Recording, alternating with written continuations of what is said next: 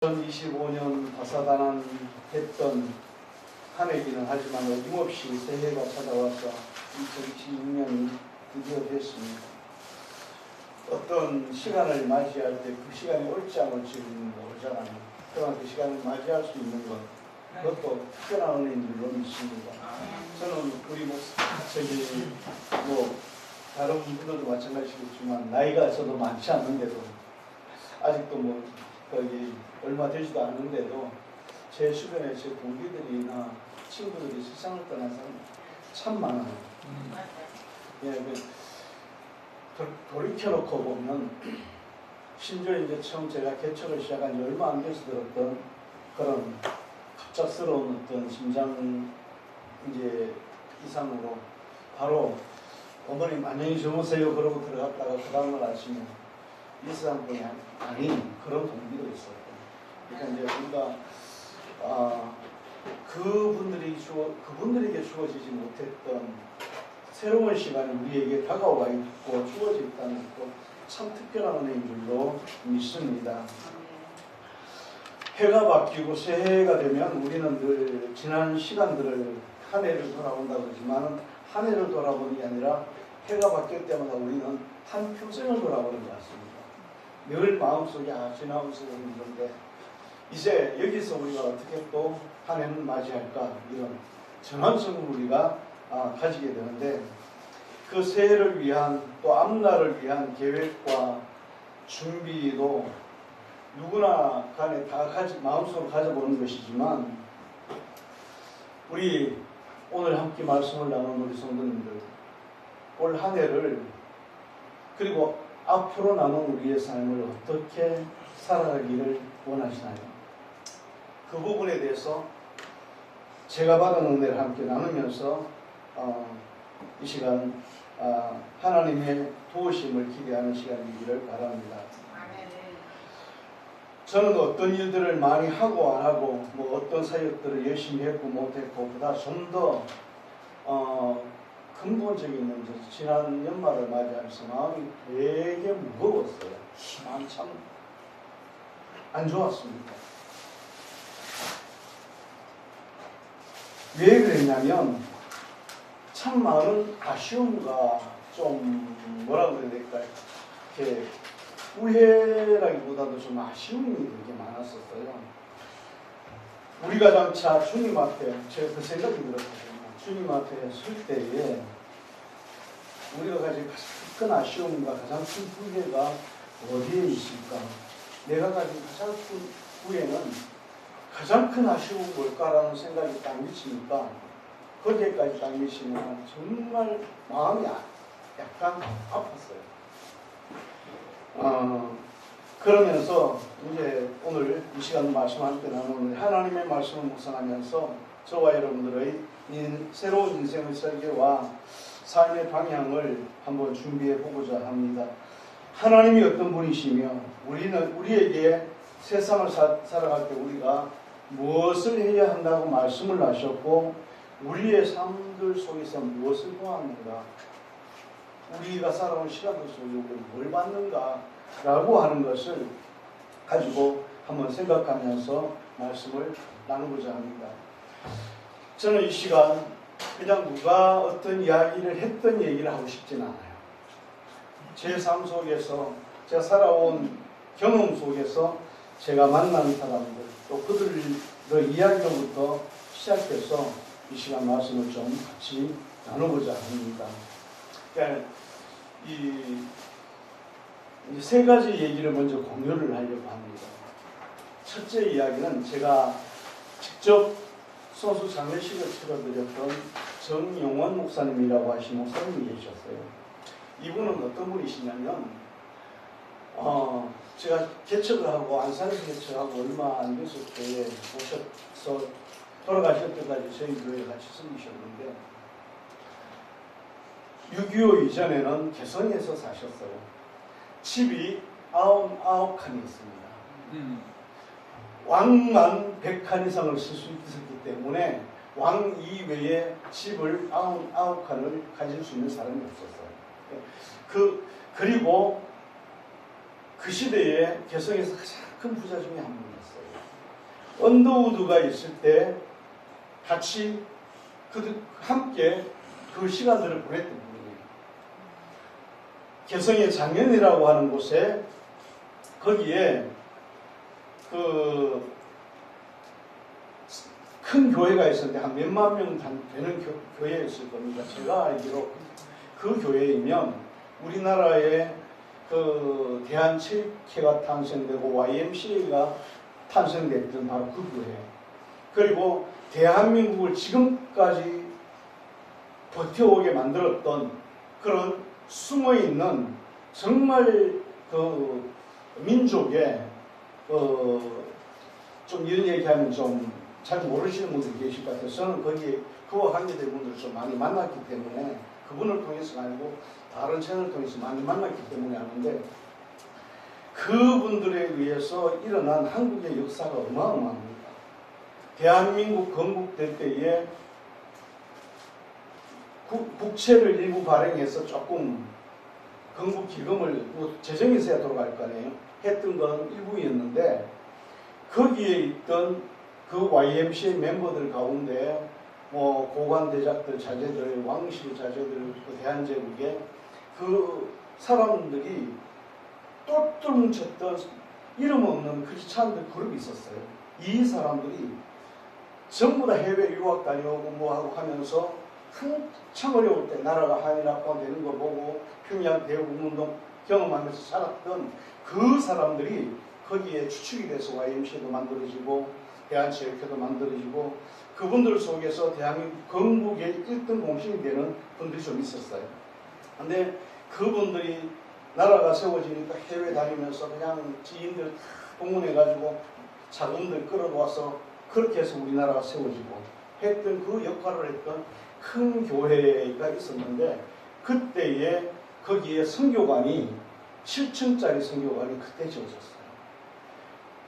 제가 그 시대를 사진은 안 나눴는데 서울에서 한양 한복판에서 가장 높은 건물이 화신백화점 5층이었을 때 그 교회에 언더우드가 있던 그 교회에 선교관이 7층이 지어졌어요. 그거를 지금 제가 말씀드린 이 장모님, 이 목사님의 아버님이셨던 장모님이 직접 지으셨어요. 그런데 이 얘기를 왜 하냐면 그 아버님이나 집안에서 믿음 생활을 다 했으니까 자기도 믿음 생활을 했을 거 아니에요. 재력도 있고 환경도 있으니까 그 시대에 서울대를 다녔어요. 6.25 전쟁 나기 전에.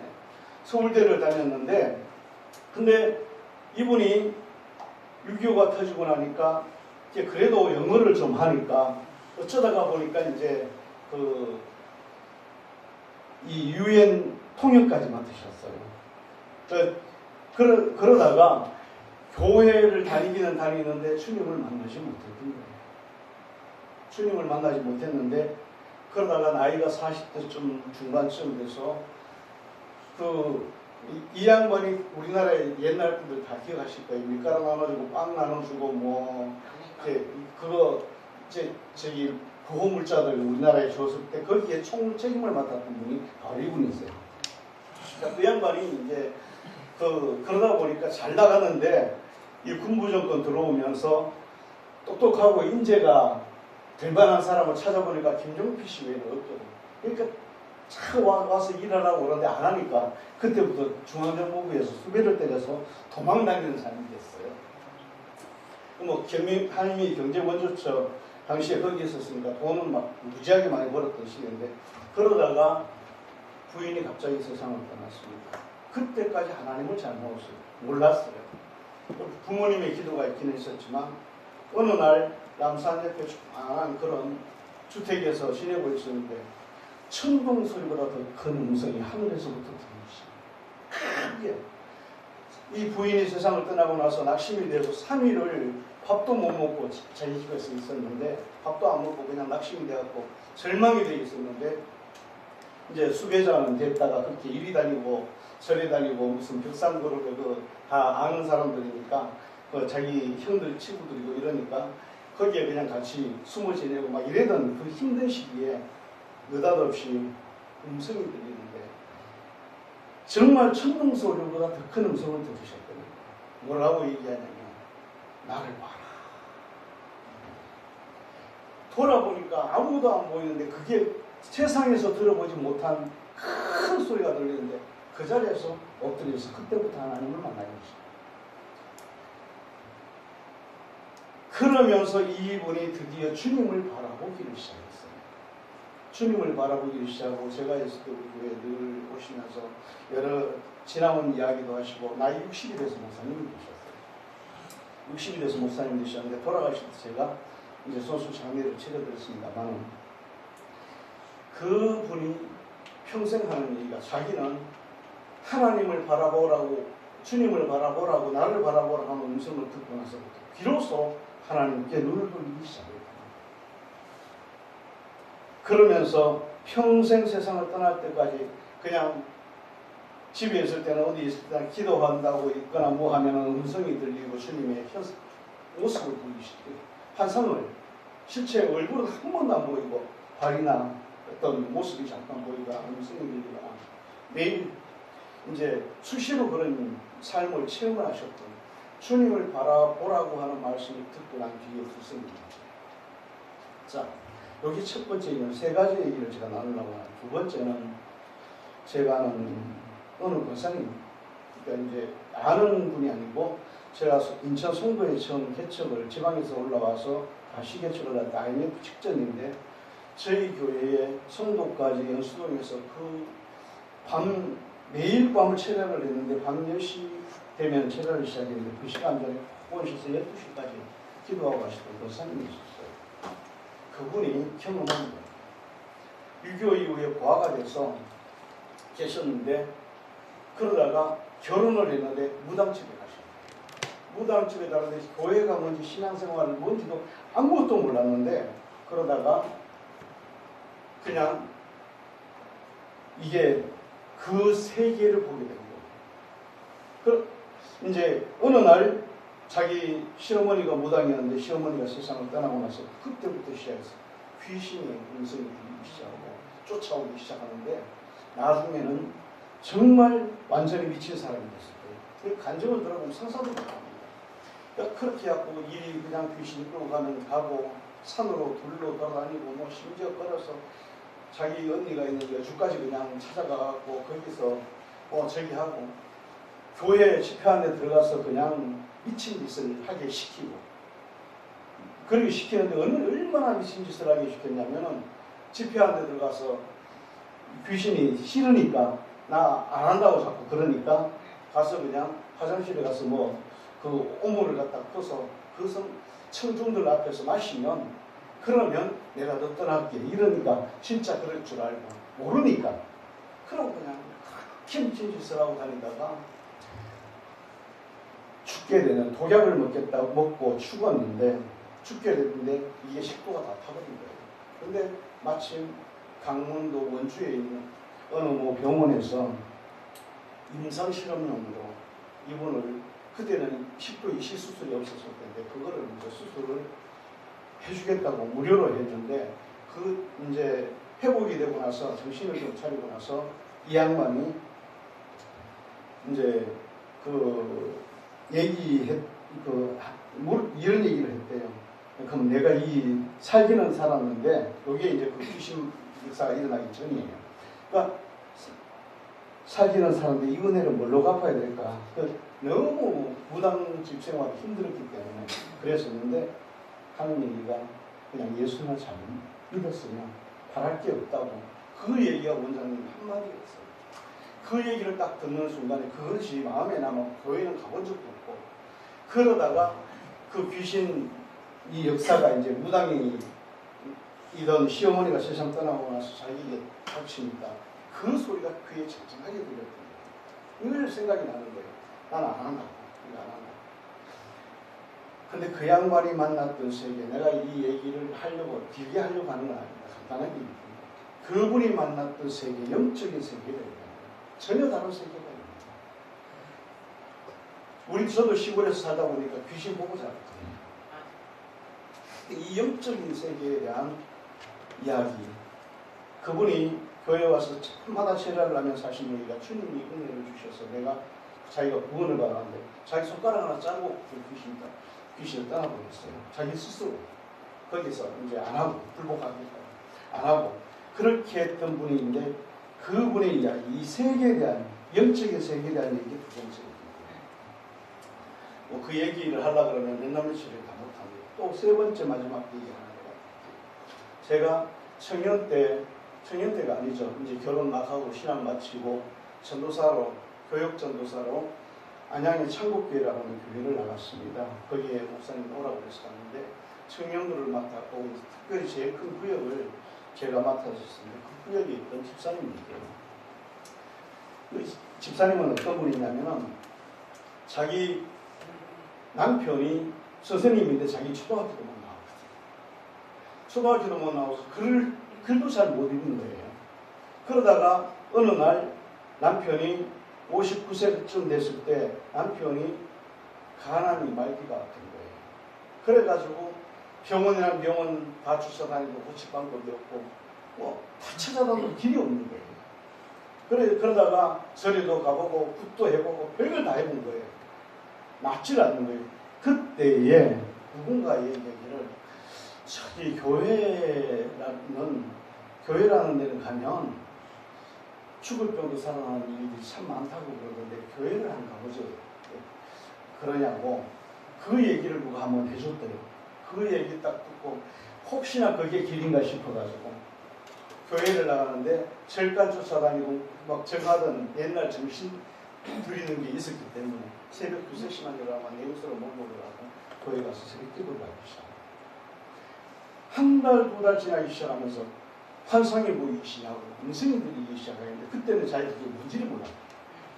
그리고 나서 그러다가 하나님 앞에 남편 6년만 살려달라고 6년만 살려달라고 그랬는데 60대 중반에 이제 초반에 그러셨고 하나님이 그 기도 들으시고 간암 말기 환자였던 남편의 병을 깨끗하게 치료시켰어요. 그때부터 이 사람의 삶이 이분이 그 남편 돌아가신 때가 제가 거기에 있을 때 교육자로 있을 때 그 성도님이셨는데 제가 맡은 구역이었기 때문에 근데 그 분이 남편 살아나고 나서부터 6년 딱 지나는 거 정말 하나님이 데려가셔서 제가 있을 때 장례식을 치렀습니다. 그러면서 이제 왜 그렇게 짧게 기도했는지 모르겠다. 근데 그 경험을 계기로 이분이 평생 하나님과 영하기를 시작합니다. 하루에 집에서 매일 성경을 읽고 기도하고 성경 읽고 앉으면 5시간. 앉으면 5시간. 그러다가 하나님께서 이분을 들어 쓰시기를 시작하는데 글도 잘 모르는 분인데 하나님이 어느 날 있다 보니까 너 아무개 집에 가봐라. 자기는 그 사람의 소리처럼 들리는 음성을 처음 들어봤거든요. 그래서 이제 가라 그래서 가보면 누가 아파 있는 거예요. 누가 이제 아픈데 거기 가서 기도해 주라고 하니까 가서 나 기도할 줄 모르는데요. 기도 이렇게 해라. 어떻게 하면 되나요? 그러니까 가서 찬송 한 곡 부르고 사도신경 한 장을 그때 외울 줄도 몰랐으니까 읽고 그리고 찬송 한 곡 부르고 성경 한 장 읽고 그리고 나서 손 한 곡 기도해주고 음성으로 알려주시고 그래 제가 거기 오래 있었으니 잘 알잖아요. 근데 정말 그렇게 하면 역사가 일어나요. 회복이 또 집에 있다가 기도하다 보면 또 어디 가보라 그러면 알지도 못하는 길, 알지도 못하는 곳을 하나님이 인도하셔서 가십니다. 그런 치유의 역사입니다. 제가 그분과 비슷하게 또 한 분을 아는 분이 있는데 제가 어떤 단체에 같은 이사를 했던 손원산 전도사님이라고 하신 분이 있었는데 필리핀 쪽에 선교사로 오래 계시는데 그분이 어떻게 선교사를 했냐면 결혼하고 23세 결혼해서 26세 남편이 떠났어요. 그러고 나니까 자기 방에 방문을 걸지 않고 21일을 금식을 하고 그냥 밖을 안 나가고 기도하고 그러다가 마지막에 내가 할 수 있는 건 없으니까 그냥 하나님 나라를 위해서 살겠다. 어린 나이에. 그러면서 선교사로 가기로 자원을 하고 친히 자기 자궁을 제거를 다 해버리고 이제 어떤 일이 날지 모르니까 그러고는 기도하고 필리핀에 가서 선교사가 됐는데 평생을 사역을 하면서 교회를 6개를 지었어요. 거기서 늘 주님과 기도하고 계셔. 제가 이 얘기를 왜 하냐면 세 가지 얘기를 들었습니다. 하나는 바라보며 위한 이야기입니다. 하나는 우리가 알아야 될 영적 세계가 있다는 것. 또 하나는 주님과 동행하는 건 뭘까? 우리가 주님과 동행한다고 하는 건 뭘까? 그런 얘기를 하는 건 아니에요. 전체가 본 얘기를 합니다. 동행하는. 한 사람은 보니까 남편 그렇게 시선 떠나서 평생을 그렇게 오라면 오고 가라면 나중에 너무 힘드니까 하나님 나 너무 멀리 가는 거 못하겠어요. 그러니까 이제 집사도 정집사가 아니고 명예집사입니다. 그러니까 이제 그러니까 하나님 그때부터 지역만 찍는 거예요. 그러니까 그 후에 제일 돈이 많이 됐어요. 저도 많이 됐다고. 매일 새 신자가 들어왔습니다. 그분 때문에. 그러니까 그렇게 동행하는 분, 선교지에 가서 일생을 바친 분, 이 동행에 대한 부분에 대한 얘기를 했습니다. 자, 저는 저 자신에게 지금도 되짚어 본 질문이긴 하지만 우리가 가진 믿음의 크기가 얼마만큼 된다고 생각하세요?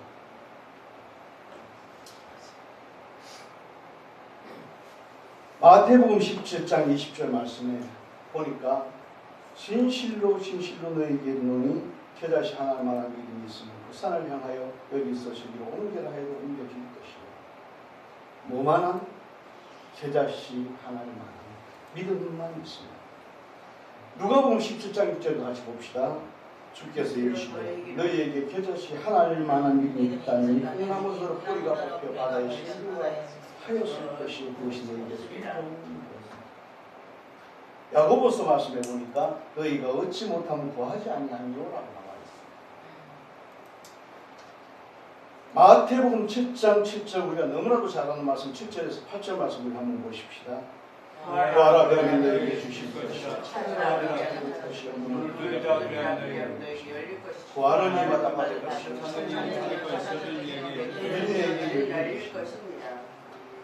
이 말씀이 뭡니까? 주님께서 우리에게 삶의 문제를 만날 때 또는 필요한 어떤 니드를 위해서 우리에게 사용하라고 가르쳐 주신 말씀입니다. 하나님 앞에 제가 쓸 때 무슨 생각이 드느냐면 저는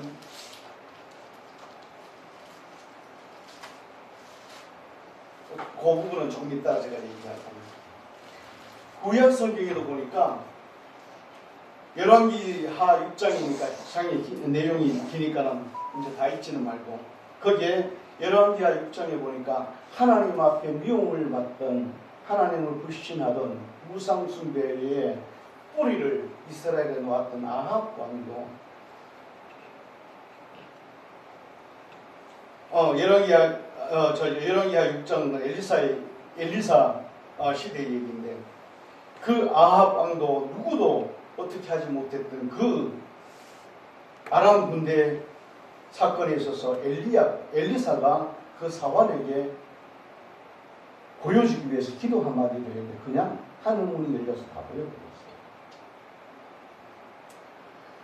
우리에게 있어서 가장 큰 문제는 하나님의 십자심과 그분께서 우리의 기도를 들으시는 것과 살아 역사하셔서 그 언약한 대로 모든 것을 실행하시는 산 하나님이심을 머리로는 우리가 아는데 온전하게 실제적으로 우리 마음으로 우리의 심장으로 믿지 못하는 부분이 있지 않는가.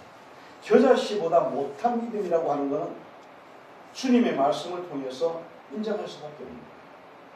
겨자씨만한 믿음만 있어도 이 산도 들려 바다에 던지고 하고 그대로 될 것이라고 예수님 말씀하셨는데 그럼 우리 믿음이 겨자씨보다 못한 거 맞죠? 제 얘기가 아닙니다. 겨자씨보다 못한 믿음. 빌립보서 4장 6절에서 10절 말씀 같이 보십시다. 아무것도 염려하지 말고 다만 너희에게 기도와 간구로 너희와 하셔서 감사함을 하나님께 하라. 그리하면 모든 지각이 되는 하나님의 평강 그리스도 예수 안에서 나아가 생각을 지키시리라. 뭐라고요? 아무것도 뭐 하지 말라고요? 염려하지 말고. 뭘 하라고요? 기도. 다만 기도와 간구로 너희 구할 것을 감사함으로 어떻게 해요? 하나님께 아뢰라. 요즘 세상이 너무 급변하고 환경들도 많이 이제 바뀌고 전 세계에서 수많은 문제들이 지금 일어나고 있는 시점에서 매일같이 우리가 그걸 경험하고 있습니다. 연말을 지나면서 제가 아까 그 연말에 대한 연말과 연시에 대한 이야기를 했는데 이 연말을 지나면서 생각하니까 마음이 좋지 않고 후회가 됐던 게 바로 예수님께서 우리에게 주셨던 말씀, 우리에게 하라고 하셨던 가장 중요한 것은 제가 하지 않음으로 말미암아 환경도 안 바뀌고 상황도 안 바뀌고 교회들도 그렇고 나라도 그렇고 가정도 그렇고 전 세계에 일어나는 수많은 안타까운 일들에 대해서 내가 기도하는 시간을 충분하게 가지지 않았구나. 내가 할 걸 못했구나. 이 생각이 듭니다. 너무 마음이 아픈 거예요. 이게 왜 그러냐면 알면서도 잘하지 못한 게 아니라 사실상 솔직히 말하면 못한 게 아니라 안 한 거예요. 기도 시간이 충분하지 않았던 거예요. 그래서 하나님 앞에 부끄럽기도 하지만 장차 내가 주님 앞에 갔을 때 우리는 세상에 사는 게 짧잖아요. 잠깐 왔다가 가잖아요. 근데 이 세상에서 주님이 우리에게 주시던 무기가 기도하는 무기라고 하는 걸 주셨는데 이 무기를 사용하지 않음으로 세상에서 내가 아무것도 안 이루어놓고 가는 거예요. 이거를 하지 않고 세월만 낭비하다가 가는 거예요. 눈을 감고 한번 생각해 봅시다. 우리가 크리스찬이라 그러고 그리스도인이라고 그러면 마음속에 떠오르는 어떤 이상향이 있잖아요. 이상형이 있잖아요. 사람들마다 좀 다르겠지만 눈 감고 정말 누가 크리스찬이다 그러면 생각해보면 말씀을 늘 묵상하고 시간마다 기도하고 누군가를 위해서 기도하는 사람 그러면 그 사람 크리스찬이다 라는 게 가슴으로 우리가 양심이 인정되고 뭐 많은 일을 하고 대단한 일을 하고 그게 중요하지는 않은 거예요.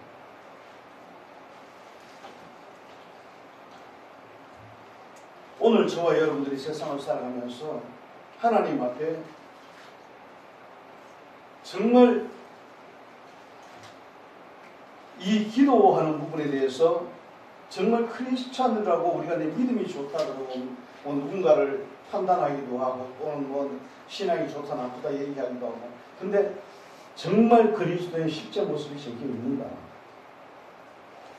실제 모습이라고 하는 것은 뭘 믿음으로 어떤 믿음의 이름으로 뭘 어떤 일을 했다는 게 중요한 게 아니에요. 진실한 크리스찬은 그 무릎으로 하나님과의 관계에서 말을 하는 거예요. 자기의 무릎으로 하나님 앞에서 그 관계를 얘기하는 거예요. 그것을 통해서 세상의 어떤 역사를 이루는 거예요. 제가 안산에 있을 때 한 집사님을 알았는데 방 권사님이라고 하시는 분이 계시는데 나중에 알고 봤더니 영락교회 방 권사님 동생이에요. 방지일 목사님과도 약간 친척인데 일가인 걸로 아는데 그분이 제가 왜 그분 얘기를 자꾸 꺼내냐면 처음에 젊을 때는 나이 20대 이럴 때 막 친구들하고 어울려 다니고 뭐 언니가 교회 열심히 다니고 그래도 신앙생활 열심히 안 하다가 어느 날 주님을 만나버린 거예요. 그리고 나서 기도의 소명을 받은 거예요. 기도해야 돼요. 기도해라고. 기도 어떻게 할까요? 이렇게 하라고 가르쳐줘서 시작하기 시작하는 게 안산에서 수원쪽으로 가는 쪽에 약간 우측편에 보면 작은 그런 시골 동네가 있는데요. 그 동네에 가서 낡은 집을 하나를 얻어놓고 거기서부터 매일 아침 새벽에 일어나면 새벽부터 시작해서 저녁 시간까지 하루에 무려 10시간 이상 매일 그 야산에 올라가서 거기에서 눈이 오나 비가 오나 주기도문하고 뭐하고 기도하면서 기도하면서 그 세월을 보냈는데 몇 년을 보내면 제가 만났을 때 그분이 그 생활을 멈추지 않은 22년 하루도 안 빠져요. 하루도 안 빠져요. 사람도 안 만나고 친구도 안 만나고 누구도 안 만나고 매일같이 비가 오나 뭐냐 그 얘기 들어보면 기가 막혀요. 한겨울에 가서 눈 오고 막 영하 10도 20도 내려가는데도 그 날짜에 가서 기도하고 그러고 오면 몸이 다 언대요. 다 얼고 나면 그것 때문에 다리하고 뭐 손발 동상 다 걸리고, 그래도 때가 되면 또 하나님 치료하시고 그 생활을 22년을 하셨어요. 뭘 위해서 기도하느냐? 이 민족을 위해서 기도하라고 해서 그렇게 하기 시작합니다. 하나님 앞에 믿는다고 하는 게 뭔가라고 하는 생각을 해보면, 나는 그럼 예수님이 주셨던 그 수많은 말씀 중에 하라고 그래. 어떤 것들을 이룰 수 있는 방법, 삶을 바꿀 수 있는 방법, 환경을 바꿀 수 있는 방법, 사역을 감당할 수 있는 방법, 어떤 역사에 대한 방법에 대한 모든 비밀이 바로 오늘 여기에 성경이 말씀하신 것처럼 주님께서 우리에게 주셨던 기도의 말씀이었습니다. 만약 제가 저뿐만 아니라 모든 믿는 사람들이 다 뭐 그렇다는 건 아니지만, 제가 만약 좀 더 기도에 더 시간을 드리고 하나님 앞에 또 좀 더 엎드렸다라고 한다면 우리의 삶도 바뀌어지고 주변 사람들도 바뀌어지고 환경도 바뀌어지는 역사가 하나님께로부터 와주어지지 않았을까?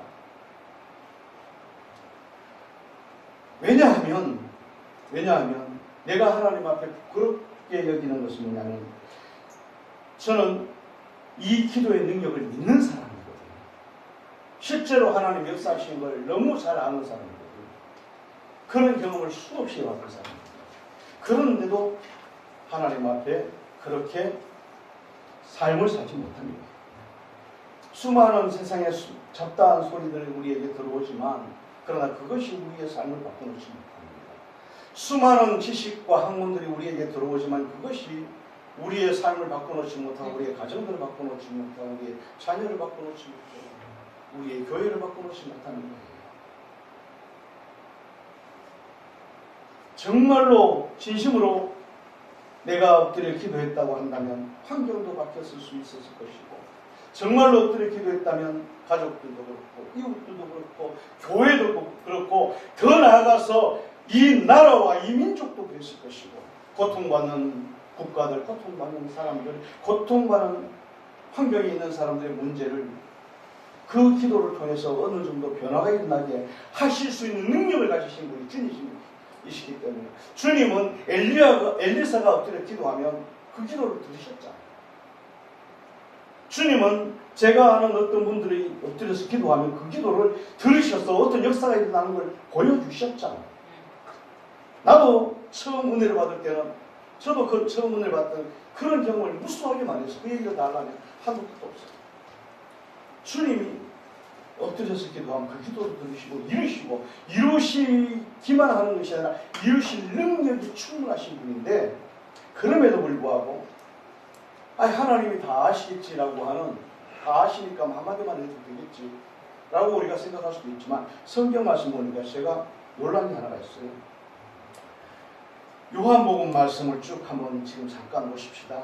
요한복음 14장 1절에서 3절 말씀에서 먼저 한번 보십시다. 요한복음 말씀에는 이 요한복음 14장의 이하의 말씀이 왜 중요하냐면, 이게 예수님이 십자가를 지시는 그날 밤 제자들을 모아놓고 마지막 생명처럼 주셨던 말씀이기 때문에, 이건 가능하면 요한복음 14장부터 17장까지는 다 암송하면 좋아요. 왜냐하면 마지막 유언과 같은 말씀이었기 때문에.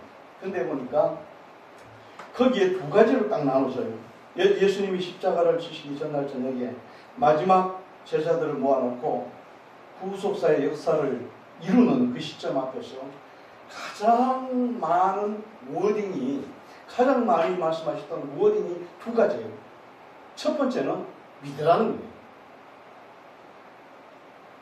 첫 번째는 믿으라는 것이고, 두 번째가 기도하는 거예요. 두 말씀이 그 십자가를 지시던 날 저녁에 하셨던 모든 이야기. 자, 우리가 성경을 한번 보십시다. 어차피 성경 말씀을 우리가 함께 보면서 정말 우리가 다시 한번 생각해 봐야 될 부분 보십시다. 요한복음 14장 1절에 3절 말씀 쭉 한번 읽으십시다. 너희는 마음에 의심하지 말라. 하나님은 너희를 믿고 나를 믿으라. 구할 곳이 많다. 그렇지 않으면 너희에게 일렀으리라. 내가 너희를 위하여 거처를 얘기하라고 가서 너희를 위하여 거처를 얘기하면 내가 다시 와서 너희에게 영접하여 말을 주세. 너희도 믿게 하리라. 자, 14장 10절 12절 내가 아버지 안에 거하고 아버지는 내 안에 계신 것을 네가 믿지 아니하느냐. 내가 너희에게 이를 말하여 수고하는 것이 내 아버지께서 내 안에 계셔서 그의 일을 하는 것이라. 내가 아버지 안에 거하고 아버지는 내 안에 계신 것을 그렇지 못하겠거든. 행하는 그 일을 인하여 나를 믿으라. 진실로 너희에게 이르노니 나를 믿는 자는 내가 하는 일을 그도할 것이요 그보다 더 큰 일도 하는 일은 내가 아버지께로 간다. 여기까지. 무슨 얘기냐면 내가 지금 오늘 밤에 이 모든 구속사의 역사를 이루겠다. 내가 다 이룰 것이고 다 끝날 거다. 이제 다 완성될 거니까 너희는 믿어.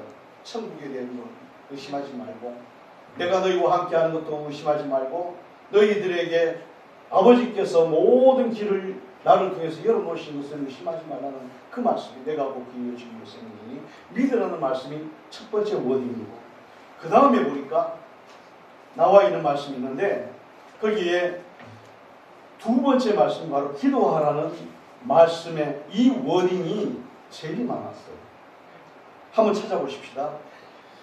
여기에 금방 우리가 공독했던 말씀 요한복음 14장 12절에 진실로 진실로 너희에게 이르노니 나를 믿는 자는 내가 하는 일을 그도 할 것이며 또한 그보다 더 큰 일도 하리니 이는 내가 아버지께로 가느니라 라고 말씀하시고 난 뒤부터 쭉 한번 우리가 여기에 이제 제가 성경 문제를 찾아서 올려놨으니까 같이 한번 읽어봅시다. 너희가 내 이름으로 같이 봅시다. 너희가 내 이름으로 무엇을 구하든지 내가 행하리니 이는 아버지로 하여금 아들로 말미암아 영광을 받으시게 하려 합니다. 한번 나왔죠. 내 이름으로 무엇이든지 내게 구하면 내가 행하리라. 요한복음 14장 14절 또 나왔지요. 뒤에 보니까 너희가 내 안에 거하고 내 말이 너희 안에 거하면 무엇이든지 원하는 대로 구하라. 그리하면 이루리라. 15장 17절 또 나왔죠. 같은 자리에서 하신 말씀입니다. 뒤에 쭉 가서 보니까 그날에는 너희가 아무것도 내게 묻지 아니하리라. 진실로 너희에게 이르노니 너희가 아버지께 무엇을 구하든지 내 이름으로 주시리라. 요한복음 16장 23절 말씀. 16장 24절도 보니까 지금까지 너희가 내 이름으로 아무것도 구하지 아니하였으나 구하라. 그리하면 받으리니 너희 기쁨이 충만하리라. 그리고 마지막 16장 26절에 보니까 그날에는 너희가 내 이름으로 구할 것이요 내가 너희 이름 위하여 아버지께 구하겠다는 말이 아니라 너희가 기도할 것이다 라고 얘기했고 그리고 마태복음 26장 41절의 말씀을 보니까 요거는 마가 요한 다락방에서 나오셔서 겟세마네 동산에서 땀방울이 핏방울이 되듯이 될 정도로 기도하시면서 제자들에게 주셨던 말씀인데 시험에 들지 않게 깨어 기도하라 라고 마음에는 원대로 육신이 약하도다. 하룻밤 사이에 주님께서 하셨던 그 짧은 시간에 가장 많은 워딩이 기도합니다. 다른 거 없었어요. 왜 그러냐? 이게 모든 비밀의 열쇠거든요. 하나님 나라에 대한 모든 비밀의 열쇠인데 이걸 우리에게 주셨어요. 너희가 구하면 주실 것이다 약속이고 너희가 이전까지는 내 이름으로 구하지 아니했으나 구해라 그러면 받게 될 것이니 너희 기쁨이 충만할 것이다. 계속해서 기도하라는 말씀만 주님이 하셨어요. 그 밤에 가장 중요한 얘기. 첫째는 믿으라는 얘기 보혜사 성령도 보내줄 테니 너희는 믿어라. 그 다음에는 기도를 해요. 우리는 주님께서 부활하신 이후에 지상명령을 주신 것을 굉장히 중요하게 생각합니다. 근데 그 말씀은 몇 번 늘 하셨던 일이지만 많이 나오진 않아요.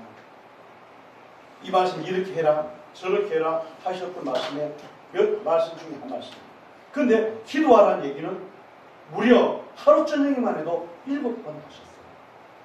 이게 얼마나 중요한 얘기겠어요. 거기에 모든 비밀이 다 있다는 거예요. 천국의 비밀도 있고 우리의 삶의 문제를 해결한 비밀도 있고 자녀들의 문제를 해결한 비밀도 있고 환경을 바꾸는 비밀도 있다는 거예요. 주님은 그 약속을 하고 하셨어요. 그냥 하신 것이 아니라 너희가 내 안에 거하고 내 말이 너희 안에 거하면 무엇이든지 원하는 대로 구하라 그러면 받으리라. 내 이름으로 또 무엇이든지 내게 구하는 내가 시행하리라고. 너희가 지금까지는 내 이름으로 아무것도 구하지 않았으나 구하라 그러면 받으니 너희 기쁨이 충만하리라고. 이게 우리의 삶에 얼마나 중요한 문제들을 한번 생각해 볼 필요가 있습니다. 그래서 제가 연말에 마음이 아팠습니다. 기도하면 들으시는 거 아니었어요. 기도하면 환경도 바꿔주시는 거 아니었어요. 심지어 영적인 세계에 대한 얘기를 아까 잠깐 했습니다만은 목회 현장에서도 그것부터 보여주셨거든요. 귀신 들린 아들 데리고 와서 살려달라고, 아들 살려달라고 맨날 죽으려고 그러고 자살하려고 그러고 그러는 분들, 그리고 귀신 들린 사람 데리고 가고 기도해달라고 그러면 예배 마치고, 오전 예배 마치고 제가 기도를 안 해줬어요. 왜냐하면 일주일간 세상에 있다가 주일날 돌아오면 마음이 벌써 무뎌져 있기 때문에 이게 마음이 좀 다듬어지기까지도 시간이 걸려요. 오전 시간 지나고 오후에 찬양 예배 끝나고 나면 그때 같이 기도해요. 전 성도 같이 모여서 기도하죠. 그러면 병자도 낫기도 하고 귀신도 나가기도 하고 역사가 일어나는데 이 역사를 눈앞에서 실제로 많이 봤거든요. 어떤 일들이 일어나는지. 근데 기도 안 해본 방법이 없는 거예요. 기도하지 않으면 일어나는 역사가 없는 거예요. 환경도 안 바뀌는 거예요. 삶도 안 바뀌는 거예요. 심지어 주일학교 애들 전도해놨더니 이상한 집회에 잠깐 갔다가 돌아오는데 벌써 알아요. 아이들의 입에서 생각 속에서 나오는 언어가 달라져 버려요. 시기와 질투가 그 속에서 막 일어나는데 이게 왜 일어나는지 몰라요. 그 속에 있는 영적인 세계. 마음이 걱정이 돼서 기도를 했더니 하나님이 꿈에 보이신데 마귀가 그 아이 이름도 내가 기억이 납니다. 서희정이라고. 그 어린아이 교회 열심히 하고 반주도 하고 막 이러던 아이가 그 아이 집 앞에 어떤 마귀가 한 두셋이 서서 사람들 목을 잘라서 피가 뚝뚝 흐르는 걸 들고 있는 거예요. 기가 막힌 거예요. 3일 금식을 했어요. 나중에 고등학생이 돼서 되돌아와서 자기가 교회 다시 다니기 시작했다. 그때 정말 왜 그런지 모르면 정말 죄송합니다. 우리가 기도 외에는 어떤 환경이 바뀌어지는 법이 없습니다. 말씀을 정리하려고 합니다. 아합 왕이 하나님 앞에 붉은 벼옷을 묻고 금식할 때 그 악한 사람의 기도도 들으시고 다니엘이 영적 황무지인 페르시아의 파사에서 거기서 강가에서 기도했는데 기도하자마자 하나님이 역사하시는데 놀라운 역사가 일어납니다. 오늘 저와 여러분들이 이 시간 우리가 하나님 앞에 한 가지 생각해 보십시오. 우리의 시간 속에서 세상의 정보와 지식과 성분들을 얻기 위해 드리는 시간과 내가 하나님 앞에서 주님이 주셨던 그 무기를 사용하는 시간은 얼마나 차이가 납니까? 저는 거기에 마음이 아파서 제가 그걸 못했거든요. 충분히 못했거든요. 평생의 고아들을 위해서 일생을 바쳤던 고아의 아버지라고 불려진 조지 밀러는 1만 명 이상 고아들을 양육했고, 근데 그분은 하루 종일 기도밖에 안 했어요. 누구에게 직접적으로 후원해달라고 손 내밀고 다녀본 적이 없어요. 하나님이 1만 명이 넘는 그 인생에 고아들을 양육하는 일을 했는데 이분이 5가지 얘기를 했어요. 하나님의 약속을 붙드는 것이 기도의 비밀이다. 첫 번째. 두 번째가 기도는 하나님께 무엇을 하시도록 설득하는 수단이 아니다. 무슨 얘기입니까? 하나님이 이미 준비해 놨기 때문에 우리가 하나님 앞에 기도하면 그게 곳간의 열쇠니까 문이 열린다는 거예요.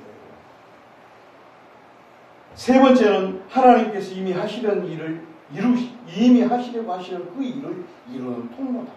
이게 세 번째. 조지 밀러가 했던 네 번째 얘기는 하나님을 신뢰하는 사람은 결코 부끄러움을 당하지 않는다.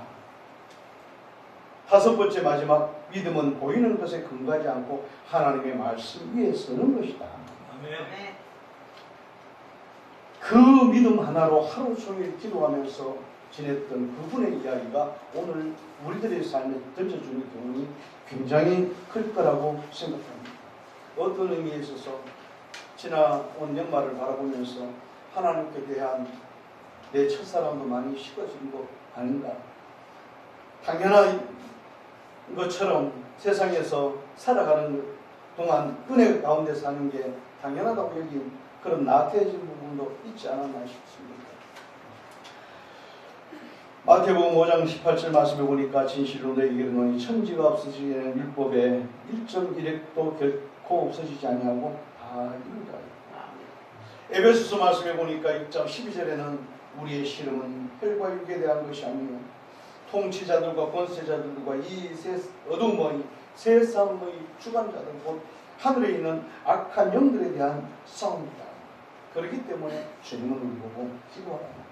전도가 됐든 선교가 됐든 구제가 됐든 또는 우리 마지막 이제 이 말씀만 하고 말씀을 마칩니다. 나이가 좀 드신 분들을 늘 생각하잖아. 이제 내가 할 수 있는 것도 없고 내가 뭐 옛날처럼 용돈을 만들어 줄 수 있는 것도 없고 아무것도 자녀들에게 해줄 게 없다. 근데 지금 제일 평생에 가장 많은 일을 해줄 수 있는 시간이 바로 지금이에요. 할렐루야. 아멘. 왜 그런지 아세요? 공민희 자매님 1년 간다 그랬는데 벌써 한 달 다 지나가고 있죠. 금방 한 달 지나갑니다. 금방 1년 지나가요. 가까이 있을 때는 챙겨주느라고 정신없잖아요. 늘 오늘 우리가 하나님 앞에